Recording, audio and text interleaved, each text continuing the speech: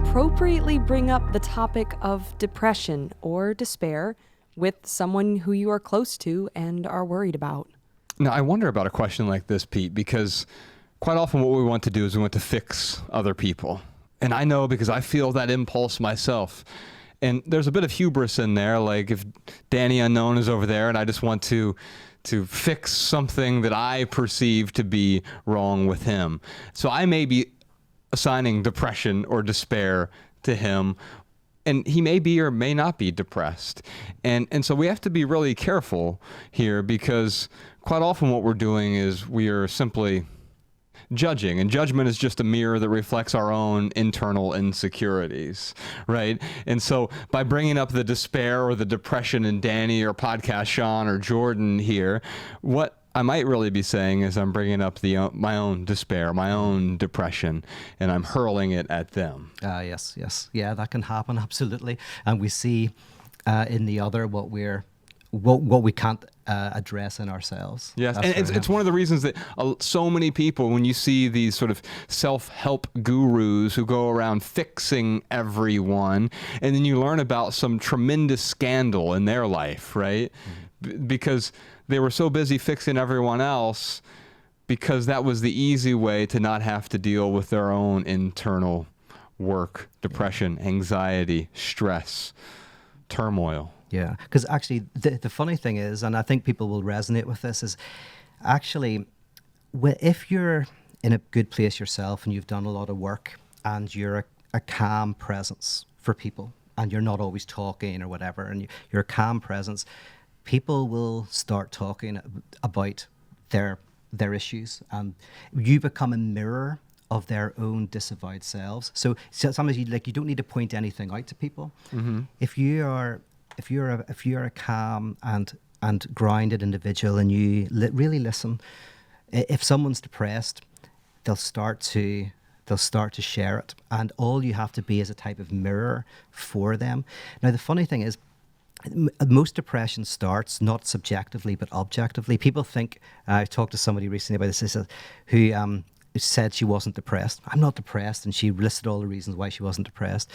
And through talking to her, I was saying, well, here's the funny thing, is there's a depression of not knowing you're depressed, where your depression is not subjective, it's objective. It's in the tapping of your finger, it's in that outburst of anger, or it comes out in a bad back or digestive problems or whatever it is. The depression has not been subjectivized. So you're always partying. I'm not depressed, I'm partying, I'm having a great time, I'm always around people. You go, precisely, because if you were alone for too long, you would subjectively encounter it. So the objective partying is the evidence of the depression. And so one of the first steps is to be able to subjectivize, to be able to look at your life and go, for example, I'm always out partying, I'm always with other people, I'm always frantically doing things. Maybe I'm depressed and I just don't know it. And then as you open yourself up to that notion, weirdly, it starts to actually help diminish the depression as well. So we think of depression as subjective, but as I say, sometimes it's objective. It's in the world, and you have to subjectivize it. But yeah. Now, what would you say? And I wanted to talk to you about this. We did a private podcast together, and for Patreon, and I wanted to ask you this, but I didn't get around to it. But the opposite of that is, like, someone like me, I don't like spending much time with people. Like, I spend probably 90% of my time alone. Yeah, so what does that say about me from an outside perspective? Hold up a mirror for me for a moment.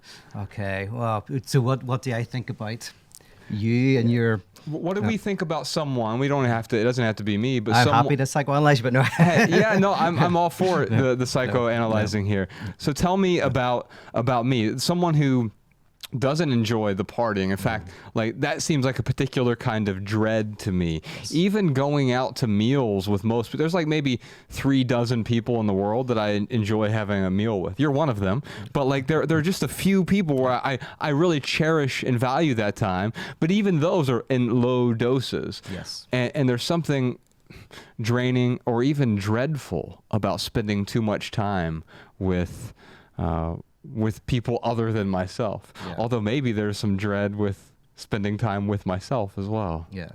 Well, I mean, for me, the simplest definition of a symptom is something that causes you suffering.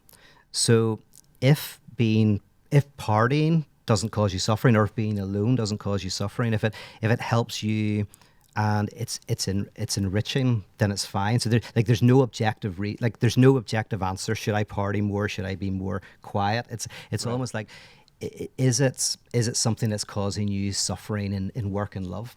And Freud used that example. He says, in work and love, are you struggling? And if someone, and we're all struggling in work and love to some extent, but if it's not that bad, then it's not unhealthy. So you can be, alone with yourself. So I'm the same as you. I live a very quiet life, and I do enjoy socializing, but minimally so.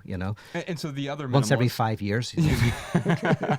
So if Ryan were here, if he didn't have his cold and he were here, he's the sort of opposite of me. If he were to spend time alone, excessive amounts of time alone, there would be a particular suffering there, right? Yeah. And so as you're saying, it's not that one is good, one is preferable writ large. It's one is preferable at the individual level. Like if you couldn't leave the house, like if you literally you didn't want to do this anymore, you got anxious about even opening the front door, then it's a symptom. Then then there's an issue.